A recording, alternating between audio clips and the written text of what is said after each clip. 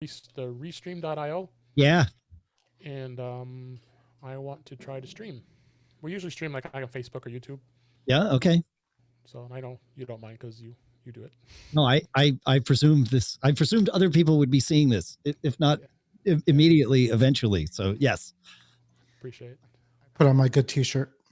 Yeah, Yeah. I was like, I I'm was doing, representing Texas here. yeah, as I was doing, I had my a Zoom call with one of the bands I'm in for the last hour, and I switched between my nightwear T-shirt to my like good T. That's the extent of changing. But that's how it goes. That's right. That's how it goes. Yeah. So Yeah. Warren, you and I have like we are live. at each other, but we've never like interacted in person before, right? We've never. We have. You guys did. Yeah. Where did once. I met you personally at Princeton once. That's where. Okay. All right. Yeah. Like, yeah. Okay. Of course. Yeah. So yeah, I mean, I live about a half hour from there. Oh, okay.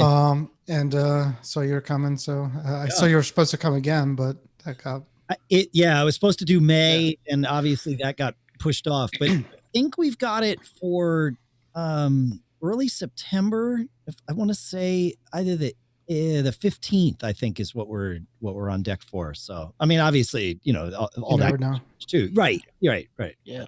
Okay. Yeah, but no, I enjoy your show. I kind of try to get into that chat room here and there, but now you got like 50 going. I'm sure you're like, don't even know who you're looking at this point. Well, so that's why I had my son, my Mac Observer summer intern, my summer programming intern. I had him completely rewrite our Mac Geek Gab live page so that the video, it pulls the video from our YouTube stream, but gives you that same web chat room that we've always had. Actually, same chat room, but better interface. He found an even better one. And so it starts to pull everybody together. We did it for the first time, the consolidated chat this week. Can't consolidate Facebook in, so, but at least now it's only 2, not 3. Yeah, I mean, for a couple of weeks, you just like you try, and then it's like I'm not even gonna try to read all that. So Yeah. So that's it's good. But yeah, we don't.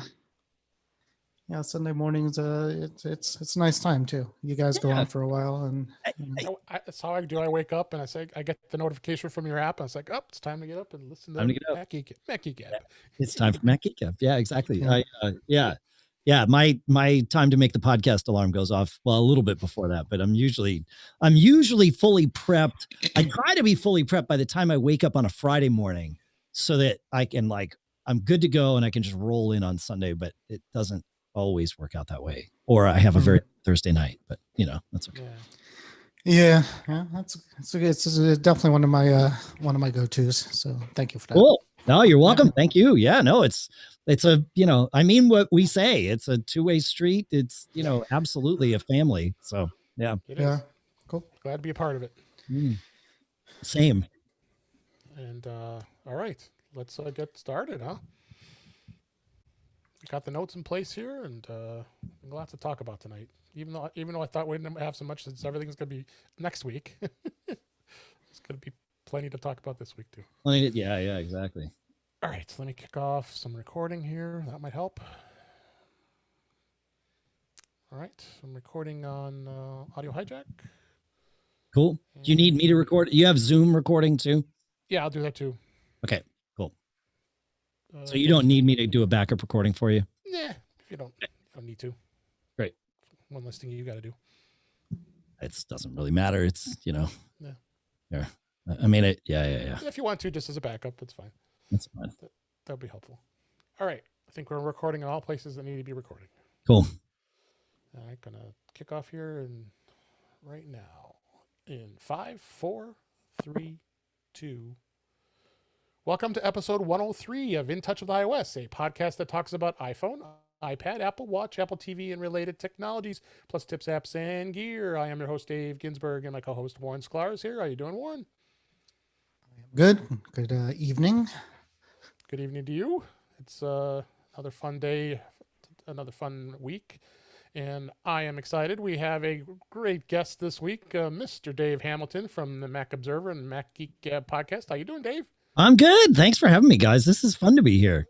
Yeah. You were here a little while ago. You were a returning guest. We had a lot of fun. I think last time we saw each other was at MacStock. I remember doing a fun interview with you at that time. I think we could have gone on for about an hour or two as we Yeah. were talking because there's so much to talk about. So it's a lot of fun. So, but there's a lot to talk about this week. The Worldwide Developers Conference is coming pretty soon here next week, Monday. Oh. Everybody's all getting prepped for it, and we'll touch upon that a little bit. Plus, I've got some pretty in-depth news discussions this week. I've had some interesting conversations about app stores issues and such. We'll get into that as well as I have the T-Mobile home internet.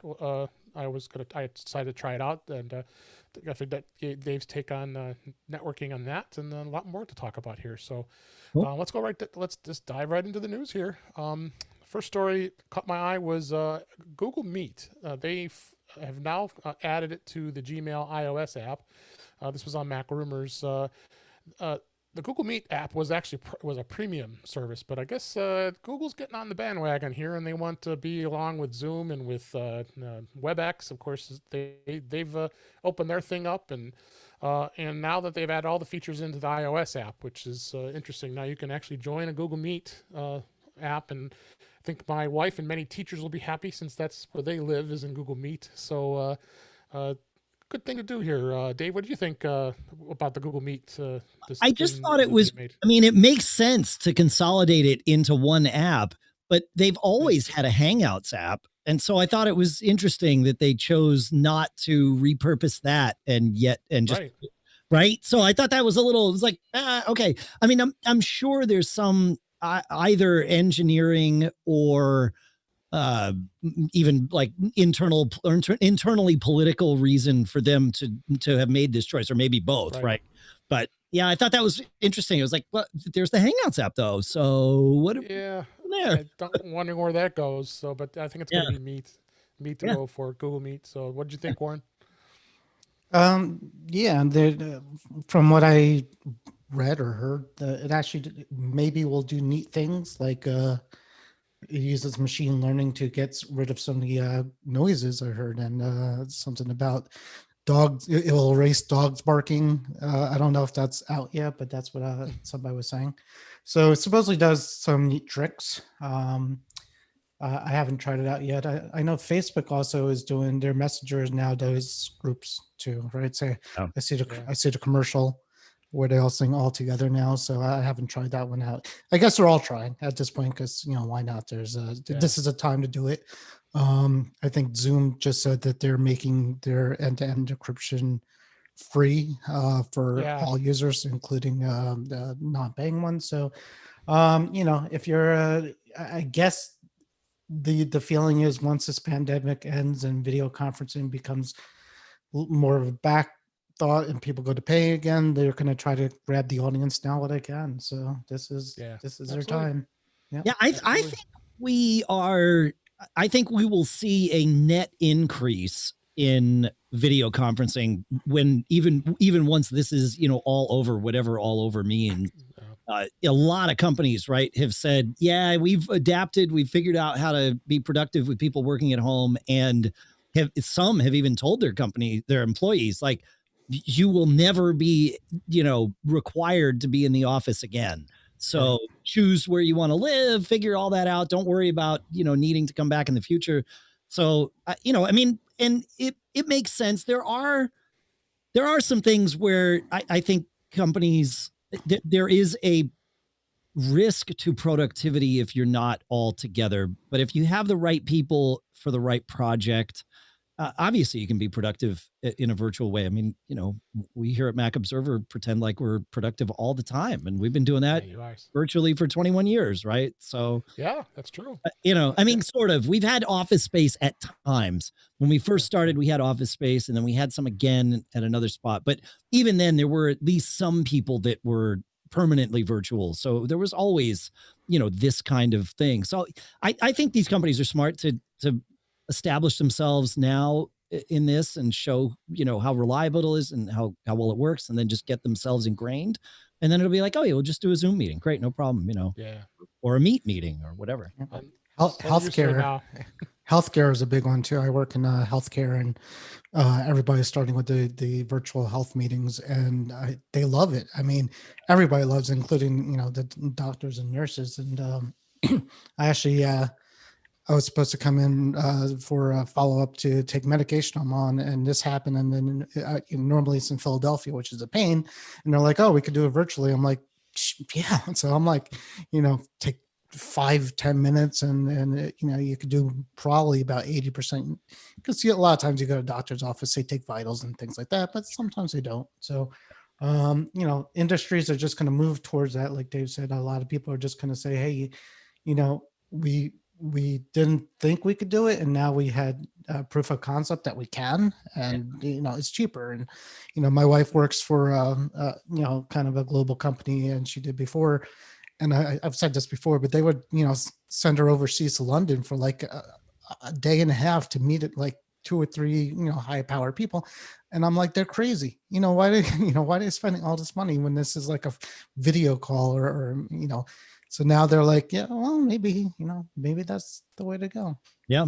When it went right, not early on, about midway through, the first thing that I did breaking quarantine, I had this spot on my arm, and I was like, this has been here for too long. Like, I got to get this looked at. It's, I don't want to push it off again. And so I went to my dermatologist, and he said, oh yeah, he said, this one, it's good that you came in. He biopsied it. Everything was fine. So it was like, great. But he said, for years, we've been trying to do telehealth, and there's just been pushback from all the regulatory agencies. He said last week, they said, you guys should do telehealth. And he said in less than an hour, they were completely signed up and everything was good to go for it. He's like, they got all the red tape out of the way. It's like, he's like, so we're going to stick with it. He said, cause so many things are, show me your, whatever spot you got. And then I'll tell you if you need to come in or if we're good, and then you're good. So, yep. Yep. Yeah, absolutely. Yep. Absolutely. So let's go on to the next story. Next story here in Awesome Mac Rumors. Lots of discussion about this one. The Hey email app was threatened by Apple to be removed because the lack of in-app store subscription options. The Hey, which was launched on Monday, is a email service, I guess. $99 a year they're charging, so it must be some pretty good service here. And subscriptions had to be purchased at the Hey website and not offered through the iOS App Store. Well, Apple, doesn't like that in the App Store. Interesting backstory about Hey. I don't know if you knew this, Dave. Leo Laporte, his original producer, Dane Golden, owned the domain hey.com. And I remember him talking about that because I've been a fan of Leo's for a long time. Sure. About how he was so proud of the fact that because owning a 3-letter domain was pretty impressive. Because so they were even if they weren't a word. Point. Yeah, it was still impressive. That's right. Yeah. So Leo was just talking about the other day on, I believe it on Mac Break Weekly, and he says, I wonder how much money Dane really made off of that sale, because he refused to sell it because it was his business originally, and apparently he sold it. So I venture to say he made a pretty good buck out of that. So apparently this is a pretty cool email service, but I think a lot of the debate of the story was the fact that Apple's very stringent rules about in-app purchases. Dave, what'd you think about this whole thing? This is crazy. Yeah, I mean, on the surface, there's no surprise here, right? None at all. This is completely in violation of what Apple's rules are. So from that standpoint, yeah, of course Apple bounced it. Like this wasn't even one of those fringe cases where it's like, okay, right. Come on, guys, but there is a come on, guys thing going on here right now with everybody pushing back and saying, okay, maybe it's time to talk about the App Store rules. It is Apple's store now, so it's an interesting conversation to have. Yeah, Apple takes 30%. Should Apple be taking 30% of a subscription service that's usable everywhere?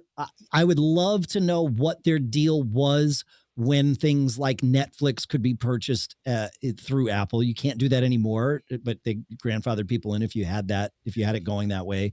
But my guess is that Netflix wasn't coughing up 30% to Apple for that stuff.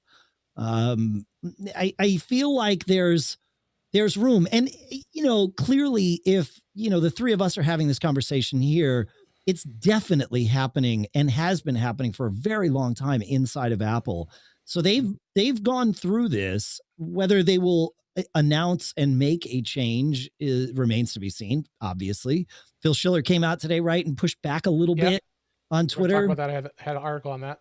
Yeah, but I get it. I get both sides of this, right? Apple's been very clear on this front, and this is not, like I said, this is not one of those edge cases. This is really clear. But I also understand where Hey is coming from, where it's like, look, we want to be on iPhones.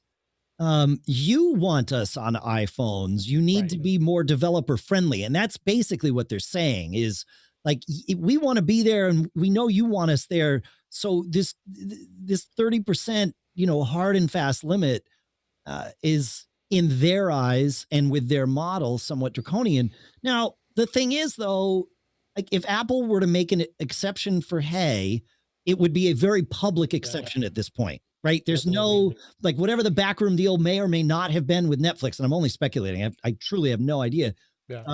It was never public, and we can talk about it all we want, but no one broke, right? No one will talk about it.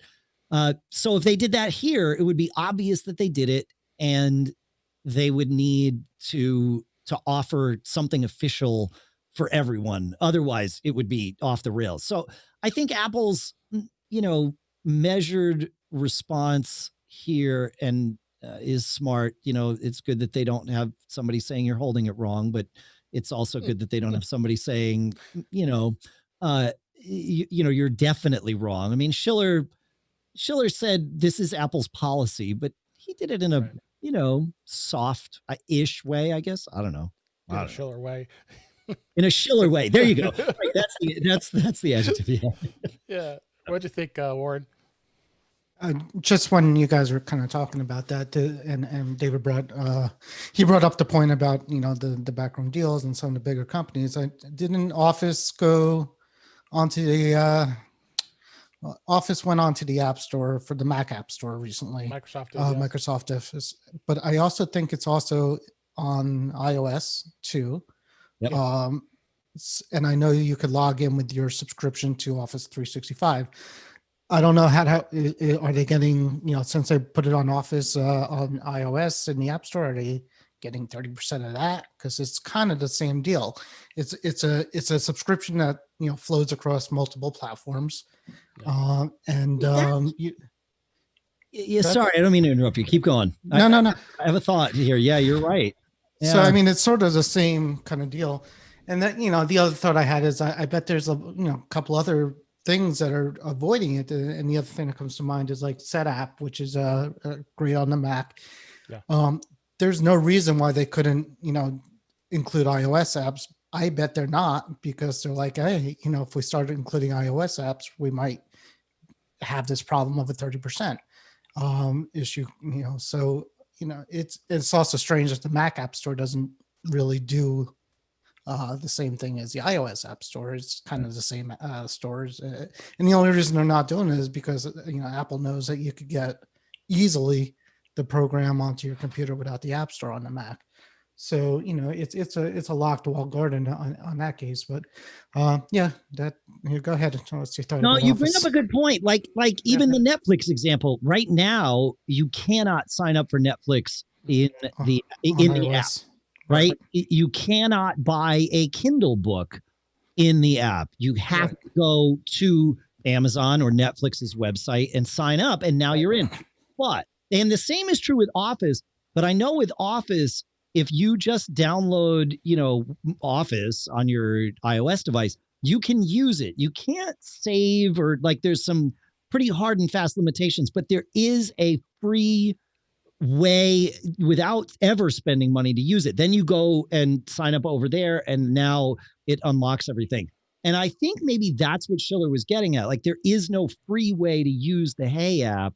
and you have to have a subscription, Right. and they don't, so it's like there's no benefit to someone randomly who downloads this for just having the app. Even with Netflix, I think you can activate your trial or something like that, right, in the app without right. I think so. I mean, it's been so long. I've had a Netflix subscription since they were shipping me DVDs. I honestly, I don't know. Right, but that's what there was. I mean, so that's what they're calling Yeah. the reader. The reader app is basically a reader app. Is what they're saying is if you cannot sign up for the service and enter in your payment details, Right. In the app, then they consider a reader app, and then it's kosher, which doesn't make too much sense with Hey, because Hey is doing the same thing, right? They're saying there's no way to sign up for the service within the app. You have to sign up outside the app, put in your payment info, and then you can sign in. So it's the same business model as Netflix. It's just And I think with Netflix, you can get a free trial in the app without having to sign up or any of that. Yeah, I think so. Yeah. I think that's the distinction here. Certainly that's the case with Office, and with Hey, like it's useless without paying for it. And if all they have to do is and they could easily do this, is give a 15-day free trial once you download the app. Does that mean they're okay? Can I? As long as they do, I would say if they did what Netflix was, whatever, way analogous to what Netflix does. And now I got to go research Netflix so that I can not just stumble over myself talking about this. But, but like that would be the thing. Maybe somebody watching in the Facebook channel will, hip us to what happens there. But yeah, it's an interesting scenario, right? So for sure, yeah. We have articles to what we're talking about here in the show notes. Yeah, I don't think we have to go too much about what Phil Schiller said. I mean, basically, we said it. He's not. It's just the way it is. That's how Apple's done it for years. It's never been an issue. But there was an article about an antitrust committee chairman calling the App Store fees highway robbery, was the quote. And 30% is pretty steep for a lot of these developers. But Apple's been doing it for a long time. I don't think, and most of these developers have been happy the way things have gone. They're making nothing but money on a lot of these apps. Apple's doing very well with that, as well as the developers too. I mean, you see by looking at the developers conference, a lot of people are there every year. So I can't see why this is coming up now because of this Hey controversy. I think is really where it's at. Yeah. Poor timing, I guess, for this. I mean, yeah, really poor timing. Yeah. How ironic. They're probably Tim Cook's probably like, thankfully we're not doing this in person. We don't, we don't sell enough pitchforks to. Nobody's coming in with the pitchforks and the fire to yell at us. So. How ironic! We were on Twitter this morning talking to Rogue Amoeba and what they had to go through. And all the disappointment, and that's an awesome company. And you and I both agree, Dave, that they make amazing products. I own every one of their products, so I do too. Them, so, yeah, I know. And I like in their eyes, they give me licenses to all their products because we talk about them on the show and all that stuff. Right. What they probably don't know is that with a different email account, I go and I buy all their products because I use them. Like I could not do my job without them. So I'm with you. I pay for them. Yeah. No, I want to support the developer. I mean, they absolutely they totally deserve it. So, that's a lot of what the big discussions were this week. It's gonna be interesting to see where we go next week and where the developers conference goes. This will probably, I think, will just kind of go away. I kind of have a feeling. Probably. Yep. Other thing was kind of disappointing was T-Mobile. T-Mobile's network went out the other day, and I couldn't believe it. I mean, I couldn't make phone calls. Warren's on T-Mobile. I'm sure you have Mint. Mint is on T-Mobile. Yep. We were all out for almost 12 or 14 hours on this past week, Tuesday, I think it was. I didn't even notice until somebody told me. Yeah, that's how often I use my phone, and I'm always on Wi-Fi. Yeah. And I thought it was interesting in this article. This was on T-Mo News that Neville Ray, the president of technology, explains that the event was triggered. The outage was a leased fiber circuit failure from a third-party provider in the Southwest. Now, why would that affect? Southeast. and then that part of the country was where it started, but then it just went nuts and went across the whole country. So, and they said it was an IP traffic storm that spread from there on its way. I mean, you're in the networking, Dave. I can't believe this. Yeah, well, I mean, it makes sense, right? If Yeah. their network is built to handle a certain capacity, right, and then you lose a significant chunk of that network, if it's all based on IP, which it is, Right. it would naturally try to route around the damage, right? That's what TCP/IP does. Right. But if the rest of the network can't handle the traffic that's getting pushed there, well, then you have this cascading failure. And it sounds like that's exactly what happened. And we've seen that in smaller scale and more, I would say, more compartmentalized things with servers and stuff on the internet. Like you'll be like, oh yeah, getting to that site is slow today, or getting to anything from my area is slow today. And it's usually something like this, a router went down, BGP routes got, barfed out there. And now suddenly all these things that we're used to running at 70% capacity are running at 120% capacity. And, it's like, yeah, it kind of limps along or worse. Absolutely. Any thoughts, Warren? No, except people thought it was a denial of service attack at first, and they kind of said it wasn't. But that's exactly what a denial of service does.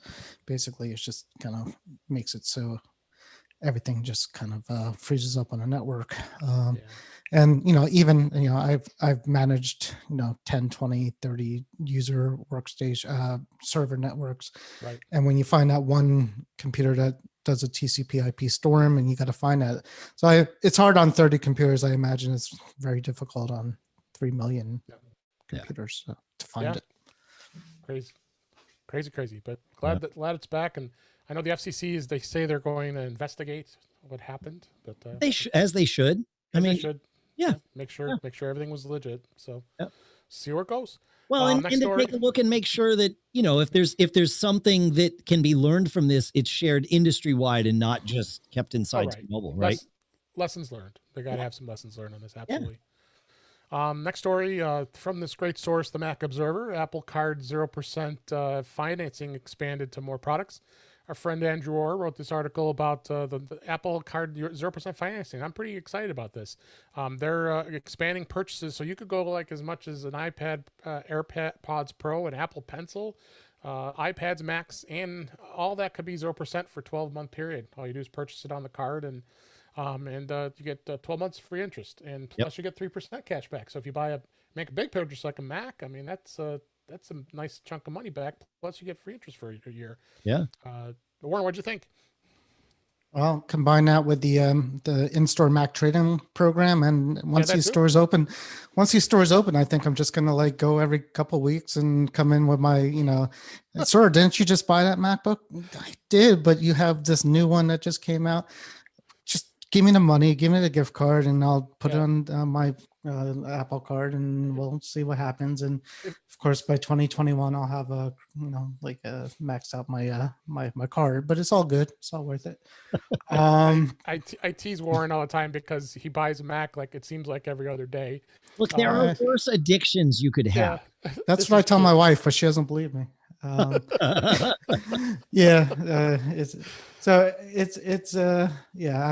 pretty good with my Apple Card. I buy and then I pay it off real fast just to get the 3%. So it's probably something I wouldn't I just feel uncomfortable having to balance anyways. But what is it, 12 months, and it just doesn't kill you on the finances. And supposedly if you buy a small item with it, like if you buy an iPad Pro with a pencil, the pencil gets you the year financing too, which normally gets to 6 months. Not that so they're trying to entice you. Maybe if you buy a MacBook Pro, they'll throw in I don't know. Apple doesn't throw in anything. That's what I say. What are they throwing in? Unless your education, there's a graduation. The graduates are getting free AirPods if you buy a Mac. You get the free AirPods. Yeah. If you buy a Mac, it's not. Right. It has been made very clear to me that this is not free. You get a credit towards AirPods, and it's $169 credit, so you could get You could use that credit in full to purchase AirPods, or you can apply it towards AirPods Pro, right? Right. But it was, Which is still good. And you get the student discount. Yeah. Yeah. So if you're a student, you get the student discount and you get that, which is not a bad thing. I've done that. Actually, I don't even think you have to be a student to get the free, the $169 credit. I think they just, I've done it through education. My wife's a teacher, so I've done it even students without of education. life, aren't we? Yeah. we are life students. Yeah. We are lives. But I did it 1 year. I got a pair of Beats that I sold on Craigslist. I think I put it towards I still have that, them. so. I think I have all the last two. But I'm glad Apple went with this, having this card. I think it's great. I mean, I had the Barclays. I still have it. I mean, and apparently they're still keeping the Apple rewards on it, which is surprising.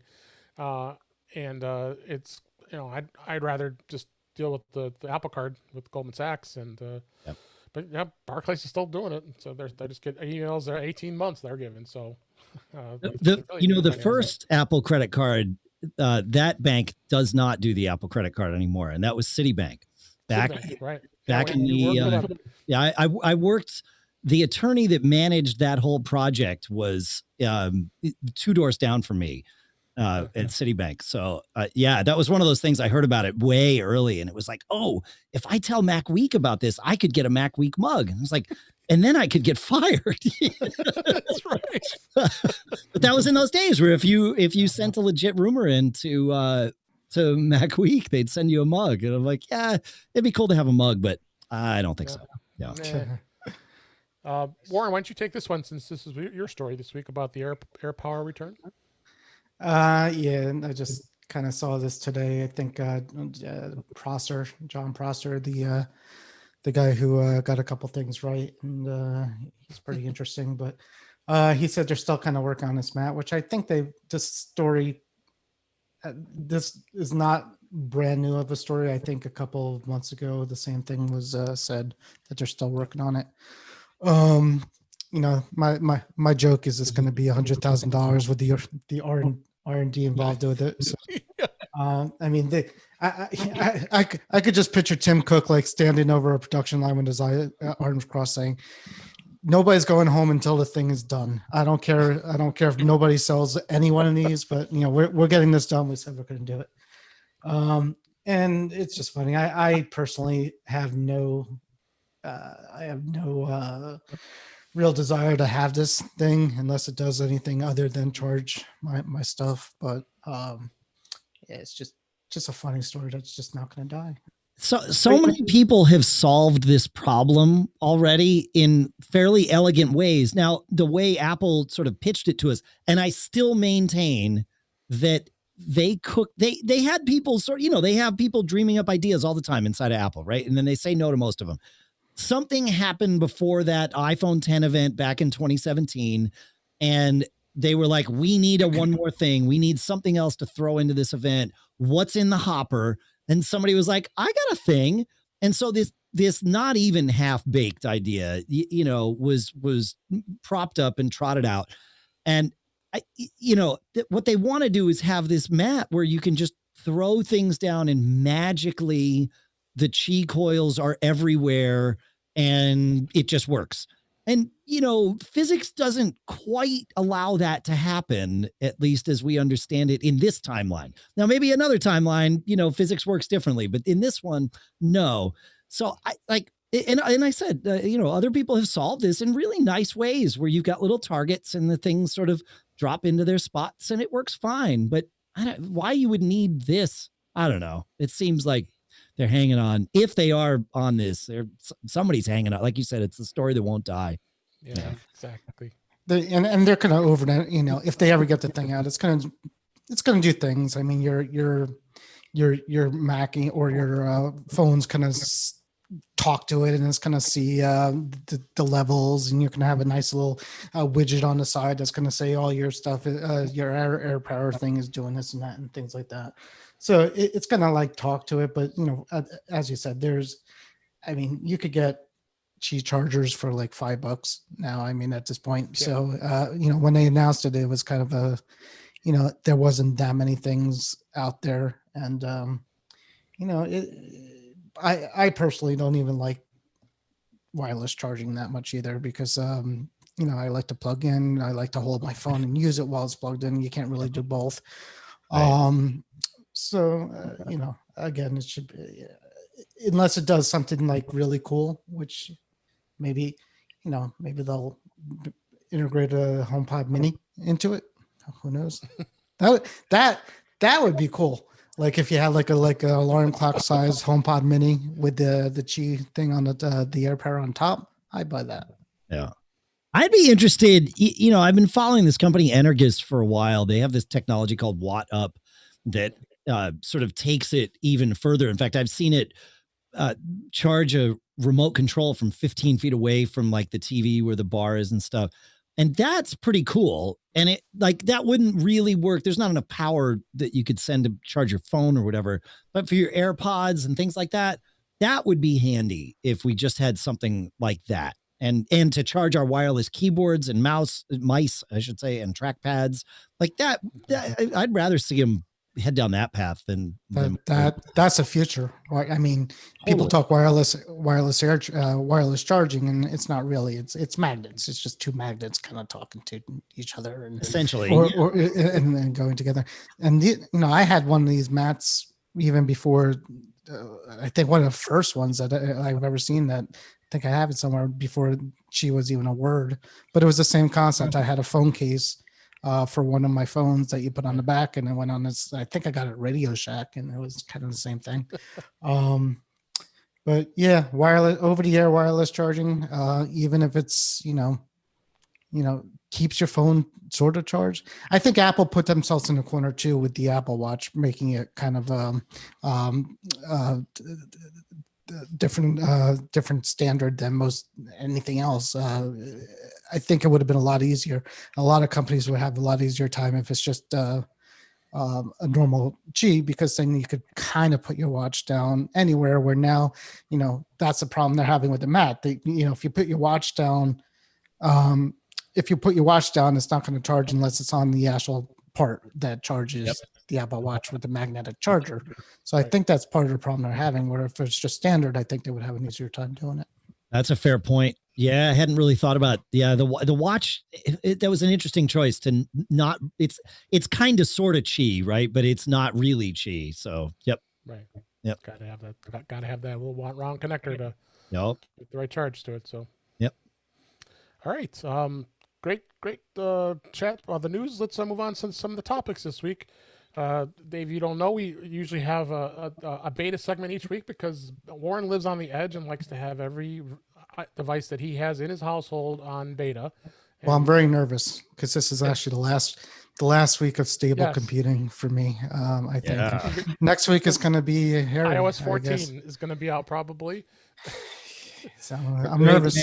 I'm nervous. Yeah, he's very brave. His computer stops working on it. Said, I bet you're on beta, aren't you? Well, I'm gonna for the Macs. I think I'm just gonna do a separate partition for that stuff. The phone is the one that's gonna be a hard pill, I think, because I kind of need that. And the first beta is always a mess, and you have to. I remember I was at WWDC once, and I put the first beta on there. I had to run out to a T-Mobile store to get a battery charger pack because my battery. I could see my battery going like you just look at it, and you just watch the battery go from like 100 to 0. So in like 5 minutes.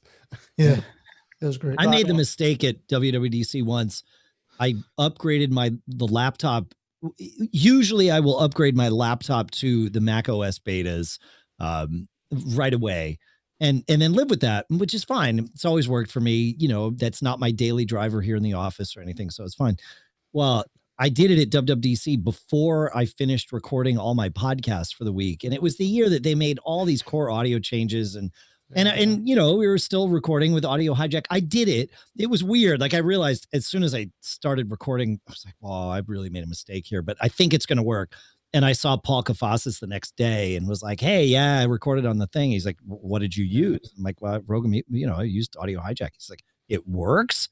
Like, well, I have some information for you. And he's like, "Yeah, but you got the show out." I'm like, "Yeah, kind of worked. But now I've learned, even, obviously this year I won't be out there, but when I'm out there, I wait until later in the week to upgrade. Warren, this year 13.6 been this year stable. we'll all do it. 13.6 is good. It's better than the last beta, or 2 beta. Was it last beta? The last beta was bad, right? I was telling you that one where the proximity sensor decided just to pop up whenever didn't turn off the display every time I felt like it. So that made using the phone a little difficult when it wasn't on. Yeah, I'm guessing this is going to be the last iOS 13 beta. I don't know. We've had crossovers in the past. That's I'm a little worried. We're getting near the end here. 13.6 may not come out of beta right away. You may have both going at once. Yeah, that's always a problem because, but well, once 14 comes out, then the betas on that, then I kind of drop the iOS 13 beta is like a hot dish there. I don't want to do both. Well, no, I guess you could, but we'll see. All right, and WWDC, as we said, and we're talking about the last 2 weeks now. This week and last is this coming Monday, June 22nd. I've been so excited. I can't wait. I've been waiting for a long time to finally be able to watch the keynote and find out what's going on. Apple actually did a YouTube video and allowed people to click reminders as alerts from the YouTube video, so you don't miss it. It gets it on your calendar, and you are alerted.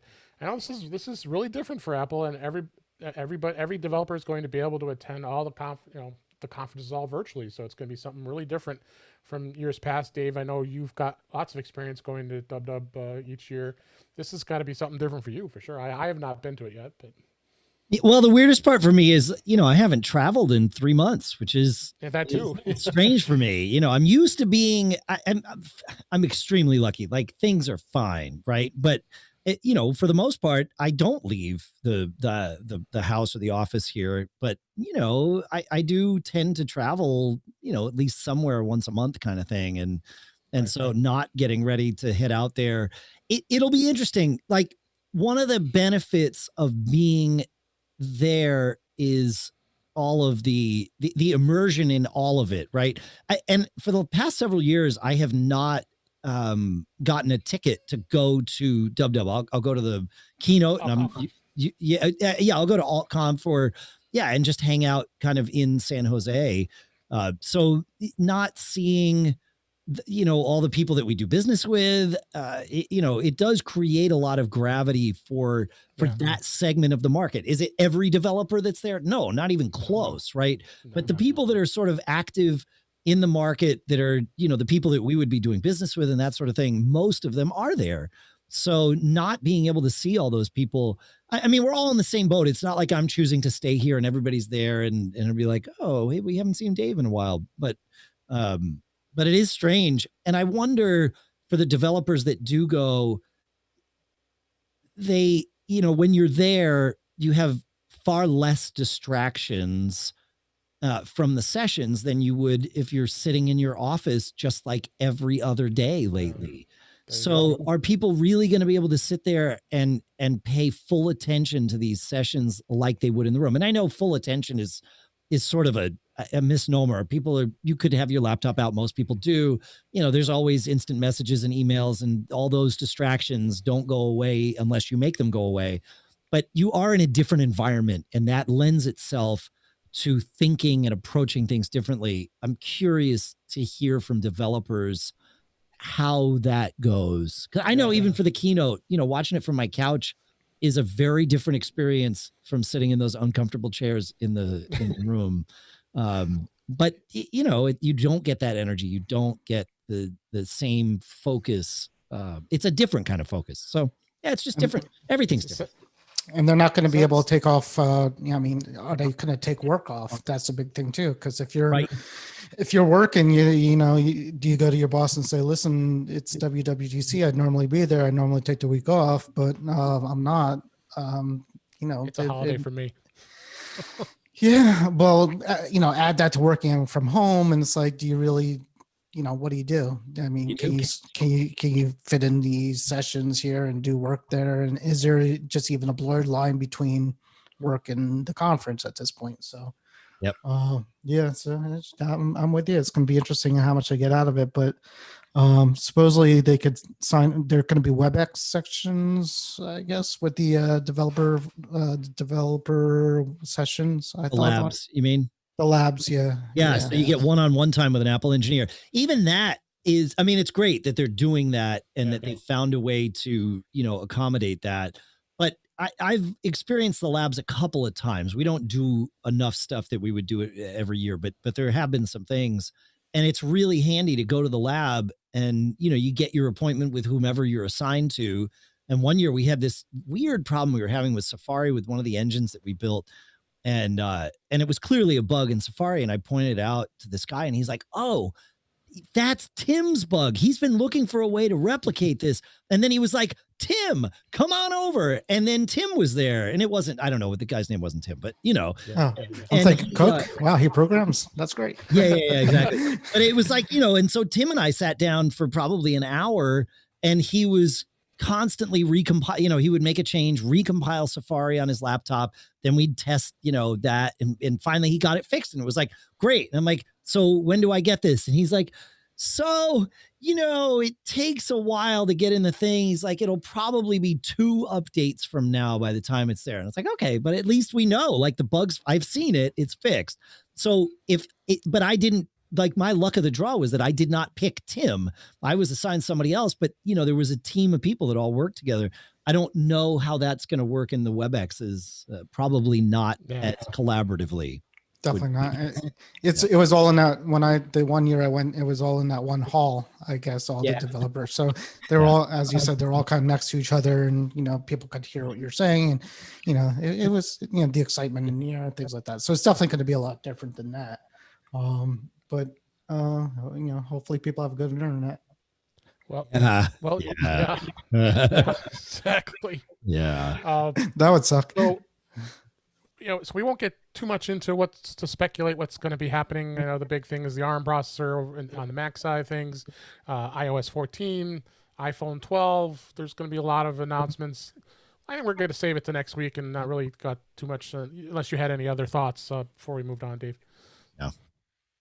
There's nothing. I mean, I have thoughts, but they will be rendered irrelevant very quickly. Yes. We'll save them for our respective podcasts. And there you go. We'll share each other's information. So if you say it now and it's right, then you have it in prosperity that you've done it. So that's right. That's true. But there's the flip side to that coin. That's right. That's true. That's true. But I feel, like you and Dave, we've listened to podcasts all week of people speculating on everything. And at this point, it's Thursday, it's almost Friday. It doesn't. Yeah. We're done. We've had enough. Yeah. I speculated a little on TDO this week about what the first ARM-based device would be, ARM-based Mac would be that's available to developers. Yeah. So you can go listen to that if you want to hear my. No, I did. I think I heard that. I think you said it was the Mini. You thought it was. Martellero thought it was the Mini. I think it's a laptop. A laptop. Yeah. And then, for iOS topics, somebody mentioned that maybe they'll make the iPad Pro run it, which would be awesome if that was possible. Mac OS? Yeah. Oh, yeah, sure. Yes. With the keyboard and trackpad. Yeah, it's close. Yeah. That should be interesting. So, lots of coverage next week. I'll be on for Mac Eyes Only doing our reaction time episode. That's what I've been doing for the last 4 years with Mike Potter. He hasn't done an episode in a long time. And he reached out and I said, okay, let's do it. So it's going to be myself, Gary Gaz Malpas, and Chuck Joyner, and crew, and we're going to have a lot of fun doing our reaction as the announcements are made. So, and then we'll have a full episode next week. Chuck will be on the show, so we'll have lots to talk about next week about it. So let's save it for next week. And moving on here, I attended a Showstoppers press event. Lucky, I was as everybody knows, I was very lucky to finally get into the press corps here with my attendance at CES and getting to hang out with Dave and all of our friends, as well as see all the great stuff at CES. And Showstoppers is a great event, and they're doing a lot of virtual events now, of course, because of everything going on. And they showcased a couple products, and I hadn't realized until I saw you pop up in the chat, and then you asked a question. So there was 3 products that they announced. The first one was a Matterport 3D capture for iPhone. I have not had a lot of chance to spend too much time on it, and it's basically like 3D rendering of a room, right, Dave? Of a house. Yeah. I mean, you can Yeah. do an entire, think about doing a virtual tour of an apartment or something where you can just move from room to room. As I understand it, I haven't messed with it a whole lot, but Me either. Yeah. it will, you can take all of the necessary photos with your iPhone and then it stitches it all together, and you can do one for free, right? So you can have one house or one environment for free at all times, so you can play with it. And then obviously if you're like a realtor or something, you'd then pay for more, which is makes sense. Yeah. Warren, I'm assuming you haven't tried any of these items yet, right? No, I have something similar to the Extreme Pro SSD, but that's about it. All right, we'll get to that in a minute. Well, you said any of these items. That's I did say listed in any of these items. That was a fair assessment. Yeah. So then Shure came out. Of course, Shure's in my hometown here in Chicago. They came out with a new pair of headphones, the Ionic 50 the wireless noise canceling headphones. Look like some really nice pair of headphones, and I'd be really interesting to get to hear the sound of them because I know Dave, you're a sound guy, musician. Thought these were interesting. I'm curious to see, a little on the pricey side for $399. But what did you think of these headphones? Yeah, I haven't heard them yet, but very happy to see that they support AAC as a codec, which is good because that means that they work with all of our Apple devices. Apple's weird. They don't support aptX on iOS devices, which is the sort of standard high quality codec. Macs do support that, but both Macs and iOS support Apple's AAC, which is equally as good as aptX in terms of fidelity. I mean, it's Bluetooth, so you're not going to get high fidelity. It's just the bandwidth isn't there to do it yet. But, the Bluetooth LE audio or whatever that was announced at CES, that'll get us there. We were there. Boy, that was the weirdest. Remember standing in that room. I remember leaving that room. Yes. It was a weird press conference. I went and recorded a podcast episode instead, but the announcement, like the content was good. It was just weird. It was weird setup. It was a weird setup. That's all. Yeah. All their story. And then SanDisk did come out. I have these, the Extreme Pro. These are really nice drives. And the reason I bring them up here on this show is because they'll work really nicely with your iPad Pro or your iPad. iPad Pro, because you have to have a USB-C. And these drives are awesome, and they're so fast. And then the Pro looks like they've even added more fast at 1,050 megabytes a second speeds.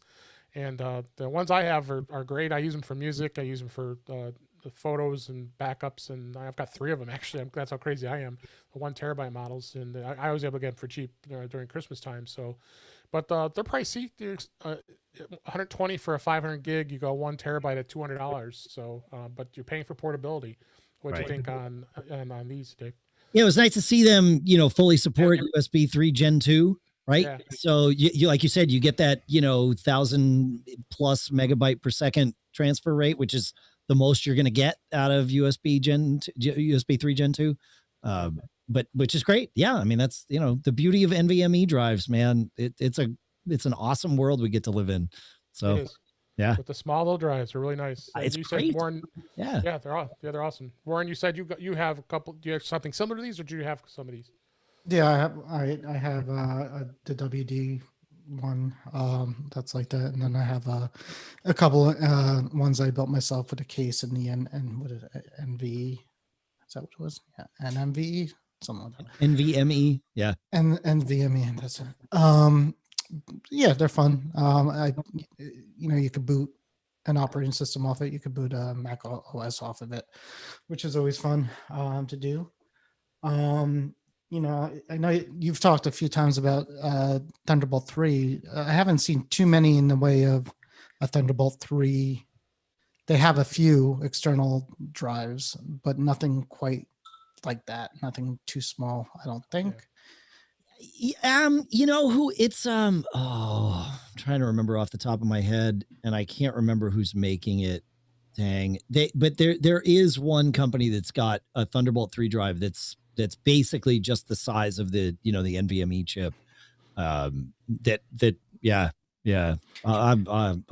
I'll find it. Yeah. I'll I, share it somewhere. I don't know. I saw a few out there, and they're they're expensive, of course. Yeah.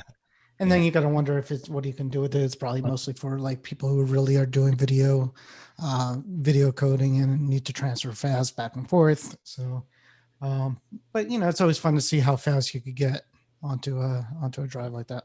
I here in the studio, I've got the OWC. I guess it's the Aura, right? Which is their Thunderbolt, the Thunderbolt 3 drive, and it does like 2,400 megabytes a second or whatever.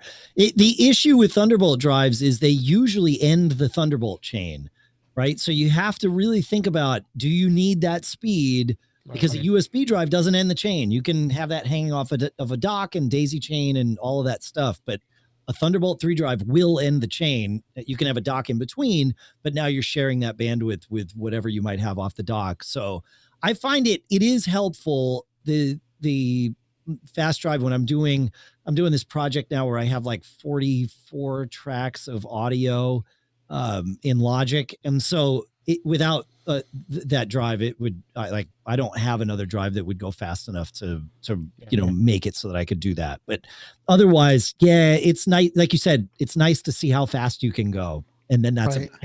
Yeah. And then figure out if you actually need anything quite like that. So Yep. Very cool. So let's go ahead and move on real quick. T-Mobile has a home internet service which I was intrigued to find out about. They offered it in my area, so I figured what the heck. They had a free trial, so I could try it out for a week, for a month. I could show this on camera here. This is what the gateway looks like if it doesn't go disappearing here. And it's got the SD card in here, so it is LTE, so the speeds aren't the greatest. So they say they guarantee 25 megabit speeds for download, and upload is not symmetric. It's not symmetric, so I was measuring it right around 15.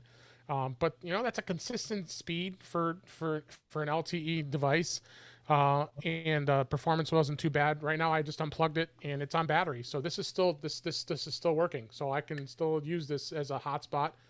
It only works in the home. They, according to their regulations, they say you're not supposed to take it with you somewhere else. I don't know how you would not be able to do that because it is LTE as it is, but they could see once you're on a different cell tower, they could say, oh, hey, why did you take that with you, and then cancel your service. So right. It's unlimited. It's unlimited data. There's no data caps at all on it. So, and it's $50 a month, which isn't terribly expensive, but it's LTE. It's not 1 gigabit like I'm getting with Comcast. So I figured check it out for a month and see what it was all about. I don't think it's anything I'm going to be too crying home about. It's probably going to be going back. So what do you think? What did you think, Dave? That's interesting. I mean, yeah, depending on what your other options are, that's not a bad thing to have. If you, especially nowadays, right? We're working from home. You might want a backup option for $50 a month. I mean, you could do it a little bit cheaper with, if you have like a phone that you could hook up USB to your, yes, there is a cheaper path, but in terms of simplicity and it's just right there, it's not bad. Yeah, and I didn't go through the app. There's the iOS app that works on your iPhone, and you can connect directly to this device. You can get into the router, make all the router changes that you need to get access to the gateway, add any port forwarding. It even has QAS, so you can do a packet quality of service. Right? I always get that tongue to that'll reduce the bandwidth usage. And I went downstairs from my house down here, and I didn't get as good a signal. So I think this gateway is probably it says 1,700 square feet it covers, and my house is probably about that size, and it was still pretty weak when I was downstairs. So, but like I said, for a backup device, it might be something good. I don't know if it's something primary, unless you're in a bind and you just can't find service. Yeah. And they're not really. Warren, you tried to get it, and they said it wasn't available, right, in your area? Which doesn't make sense because I'm in an LTE area. I thought it was when you first told me, I thought it was a 5G device, which I thought it was too, and it's not. So which I would totally be more interested in. For $50 a month, unlimited 5G. Sign me up right now. I'll take that. Yeah. In a second. But I get LTE here, no problem. I don't know why it wouldn't be available. Um, as Dave was saying, it's good in a pinch. I mean, certainly we all remember the days of people using satellite, out in the Midwest using satellite internet to get on, and that was like 1 megabit per second or something worse. It was horrible. So And for like someone, 900 millisecond latency. Yeah. it was horrible. Yeah. Yeah. So I mean, what was that company? There was a company that was selling to everybody that did the satellite. Wild Blue. That might have been one. There might have been another that I remember too. But yeah, there was like one or two like that.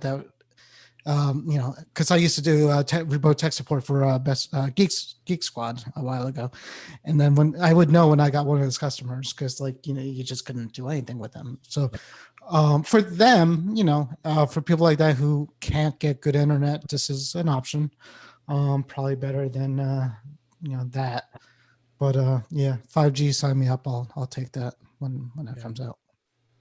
I think about it. I probably could take this with me downstairs and not have it up here, and then I have the coverage. It's right next to me. So I mean, there's that option. It's running on battery. It's got the big size battery. Like that'll probably hold charge for a few hours. So that might be another option too. So anyway, I thought it was an interesting find. Wanted to share with you guys.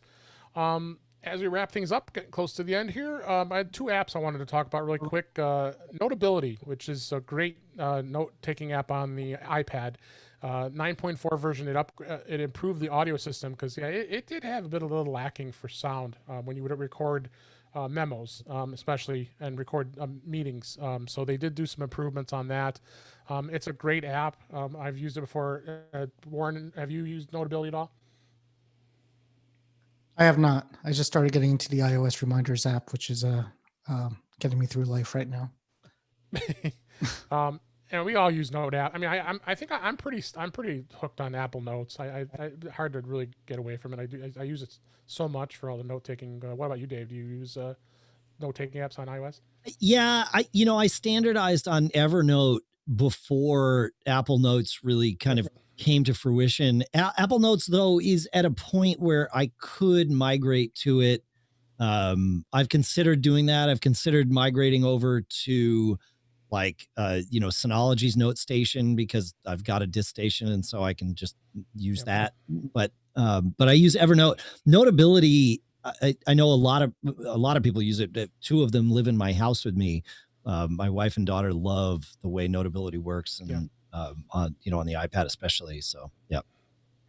And then the other app was Pocket Casts, one of my favorite podcasting apps, and I've done plenty of reviews on all the podcasting apps. There's so many of them. But Overcast, actually, this podcast, I think all of you who listen, look according to my stats, Overcast is the favorite podcast app of choice for listening here. So, but I like podcast. I was a Downcast user, and I kind of lean towards that one more. But Pocket Cast really, it's hard to beat. Well, they did some pretty major updates. Notably, was the adding of a standalone Apple Watch Playback app on the Apple Watch. Now you can actually put your podcast on your watch, add it to the storage, be able to play the podcast really easily, and it's stored on the watch. So if you go out for a run, go for a walk, you don't want to carry your phone with you, you got your watch, and you can listen with your AirPods and check that out. You have a podcasting app of choice, Dave? Overcast is often the one that I will use. Yeah. But I bounce back and forth. I like the way Pocket Cast does things. I'm not, I have no one loyalty. They also added a new theme, and they got new icons, so it's a little refresher interface. Warren, do you have a podcast app of choice that you use? Just Apple Podcasts. I pretty much use all the time. Okay. I bought Overcast. I think I've used it a few times, but I mean, as I'm not crazy picky, as long as it plays a podcast and I could, I listen to my car, so I'm not worried about chapters and things like that. I just kind of listen to it. So, for me, Apple's is good, and there's an article out here that they might include a revamped version of it in iOS 14. So we'll see Yes, I what saw that looks that. like. That So should be maybe interesting. that should be interesting. But yeah, I'm good with Apple for now. I like the way it syncs across my the Mac and the iPad. Yep. All right. One quick tip I was going to throw out there of the one I had here on our notes is I found this interesting. Someone this morning asked me for some reason I've got this 2 on every email on my Apple email emails and I'm like, oh, why would you have that? And that doesn't make any sense. And then I remembered, oh yeah, if you go into mail settings under settings, and if you go into mail, there is a choice under the message list under show to and CC labels. Why that's there, I don't know if I want that to be identified. If you turn that on, every single email says to, and every single email shows you if it's been CC'd. So who knew? That was there. So another quick find I found this morning when I was helping That's somebody. one of the 5 things you'll learn on this show. That's right. I don't use that. That's it. I leave that to Dave. That's one of the. Yeah. That's one of. It's one of the 1 things you'll learn on this show. I think there were more than 5 things. I learned more than 5 things on this show, so that's good. Yeah. I think it's fitting for every show, and you've always inspired me with that stuff. And Dave, I want to touch you real quick. We just had our 100th episode, which was awesome, and Congratulations, by the way. Yeah, thanks. But you guys did too. Wait. Yeah, you guys just had your 15th year, right? Before you go any further. We did 15 years on last week. Yeah. But congrats. Thank you. If you didn't hear it on the show, I did add a couple of highlights from the last 100 shows, and one of them was actually I brought in the 2015 when I stood on stage for the first time with you and Chuck and Allison at MacStock, and that really got you and Chuck and Allison all 3 have really been quite an inspiration to me, and I'm continuing to do great things with this podcast, and a lot of fun, and I appreciate everything you've helped me with supporting it, and appreciate you being on the show. This was just always a blast every time I have you on here. So I appreciate being here. Thanks for inviting me. This was a blast. Yeah. I love it. Yeah. Good stuff. So that was a lot of fun stuff. So well, let's we got to the hour already, and let's go ahead and close this up here and wrap things up here. I got to get a theme song like you. We could end it out. I do. I do have the theme song. So there you go. Let's go ahead and wrap it up, and we'll see where everybody can find you here in just a second. That's a wrap for this week. Please send your comments, suggestions, and questions to our email address, feedback@intouchwithios.com. You can follow us on Twitter @intouchwithios, so you can subscribe on your favorite podcatcher, including Apple Podcasts and many others, including even iHeartRadio and Stitcher and Spotify and all those others. Just go to our website at intouchwithios.com, where all the links to all the ways to listen to us are there, and they're all on the side of that page. So just click a link. I am Dave Ginsburg, and you can find me on Twitter @DaveG65. Again, Dave Hamilton, thanks for being here. Where can people find you?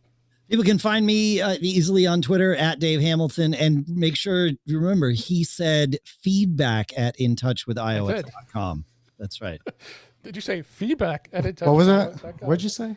That's correct. Yes, that's right. And Warren, I know we could find you because you never want to tell anybody, but I tell you, make you do it anyways. You're on the Facebook group Mac to the Future, 3,000 people strong, and what's been interesting on there this week? Just a little bit of WWDC speculation stuff, pretty much. It's been a good week. Not too many issues. It's a good group. I'm talking about the COVID pencils. We talk about COVID, Apple pencils. We see Guy on there a lot. Yes, we do see Guy there a lot. Yeah, he comes on a lot. It's fun, if you have the time, can join us. And other than that, we do the show with the Guy on Wednesday nights, mostly. Last night kind of did not work, but that was train wreck. That wasn't my fault at all. I just went along with it. No, he's a fun guy, but he likes to study. He likes to touch things. He loves tinkering too much. It's all good. And that's about it. All right, great. Anyway, everybody, thanks for listening. I hope you enjoyed the show, and we will talk to you again soon. All right. Audio hijack is stopped. Thank you so much, Dave. Thanks for having me. This was a blast. I'm glad we did this. It's awesome. Yeah, we really had a good time, and I've brushed off on my skills. I think I'm doing pretty good with this podcast thing. You're doing great with this. This was awesome. Yeah. Yeah, it's fun. So, you got it down to a science. From I think Guy told me this. He said that he watched you do. I guess you guys were together somewhere, and he watched you kind of do a post edit or something. And he's like, he did in like 10 minutes what would take me like 3 days to do finish. That's intentional. I mean, I needed to create a workflow that didn't allow me any time to post produce because I would never get a show out. I'm too much of a perfectionist. I just did yesterday. I recorded with Chris Curran a future episode of his podcast engineering school podcast. Like he told me, he's like, yeah, we'll talk about your setup and I want to get geeky. And I'm like, that's cool. He really wanted to get geeky. I mean, like we spent an hour dissecting every nuance of what I do and all this stuff. It was a freaking blast. Like, I'm like, I don't know who wants to listen to this, man. He's like, no, we have listeners. I'm like, great. So if you want to hear me talk for like I'll happily just sit here and talk with you guys, but that will come out soon too. And you should do the masterclass. You should start one up. Yeah, I probably should. Yeah. So, but now everybody's doing the video, I guess, because everybody's home, and that's a whole thing now. And I think that's what Guy was trying to change up. And you saw Dave is doing this stream. What was it? Stream.io. Restream. Yeah. Yeah. We're on Twitter, we're on Facebook, and we're on YouTube all at once through Zoom. Nice. So, that's great. Yeah, that makes life easier because you're not having to manage the video. Like when we do Mac Geek Gab now, I'm doing it all manually. Yeah, as you know, I'm doing it all manually here with Mimo. Thank you, by the way, for your guidance, Warren, on getting John's video right. I had that. I had that issue myself with that program. So super helpful. Yeah. I think that's what I think Guy wanted to get off Mimo because we complain that it kills the fans on our laptops. But oh my gosh, every time we're on, it's like my fan is like revving on my MacBook Pro. But interesting. Yeah. But I think it's, now that I think about it, I think most video apps are doing it at this point. Yeah. I mean, Zoom is kind of doing it. Skype last night was doing it. So Skype is what it is. It's not terrible though. But Zoom's not sending at full. Like Zoom sends. I was looking earlier. Yeah, it's only sending at 640 by 360. Okay. Yeah, it's not as bad. I turned on. I think it was on one of your request. The Turbo Boost disabler. Which I like. I have no matter. I mean, I thought I got the 16-inch Pro, the kind of the i9 model. I figured there's no way my fans are going to spin. Didn't make a difference. So I'm like, no, because it's a weird thing with the way because it has nothing to do with whether your CPU is pegged or not. It's how fast your CPU is running. And there's some weird logic that Apple uses. Like if core audio is engaged, your CPU will not idle. It will run at like turbo boost speeds, which is weird, but it's just how it is. So that's what heats things up. So it's like I forgot the process, but basically the process that's going to eat as much memory as possible, and it's going to be. And people are like, it's looking at it like there's a problem. I'm like, no, that's what it does. It's going to eat as much as possible, and that's life. So how it is. Yeah, but like for when I do MGG here, I have Turbo Boost Switcher Pro set to turn off Turbo Boost the moment Mimo Live launches, and then it's totally fine. Like I'm on an 8-core i9 iMac here. It should be totally fine. Same here. But the fans don't run. When I'm doing me, or they do, but not audibly, which is the key. So it is what it is. Actually, this was the first time I used the Rodecaster with you too. Right? Oh yeah. I gotta install the new software on mine and try it again. Yeah. A lot more sound adjustments. You're expert. I probably probably should talk to you about where you think it should be set, because Sure. some of the sound edits, there's some lot of differences now, and then plus the app now works from the Mac, so you can make the changes right from the Rodecaster Pro app. I saw that. Yeah, I know. Yeah. So it's Dave sounds great. I mean, the bass in your voice is like. well, Awesome. the Rodecaster Pro mic that helps a little bit. No, not you. The other one. I thought he sounded crap. too. No, Dave Hamilton sounds great. You sound Well, I mean, I'm. This is all running through Logic. I've got a little bit of EQ and a lot of compression. So if I turn off my compressor, this is now like uncompressed. Oh, I hear that. Yeah, it's not still pretty good though. Yeah, it's a decent mic, but the preamps in this Presonus Quantum Thunderbolt interface are awesome. They really do a good job with this mic, I think. So, yeah. Anyway, cool, awesome. All right, thanks. All right, thanks, guys. On the show. Thanks for having me. Talk to you Sunday. Yeah. All right. Yeah. Cool. Yeah. See you Sunday. All right.